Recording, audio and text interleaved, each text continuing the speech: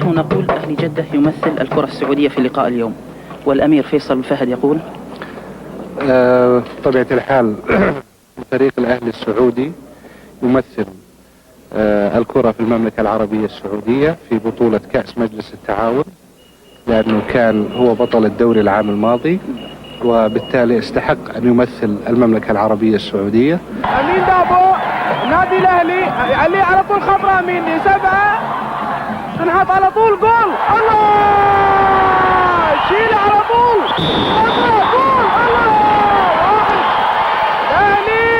الله الأهلي السعودي. محمد عبد الجواد يعليه على طول، محمد سكنه تلعب على طول خطرة جول، الله جول. الأهلي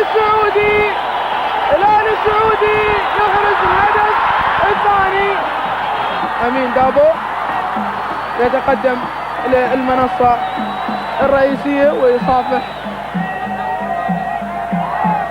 سمو الشيخ حمدان ويرفع كأس مجلس التعاون الخليجي الثالث حاليا. مبروك للنادي الأهلي السعودي حصوله على بطولة مجلس التعاون الخليجي الثالثة.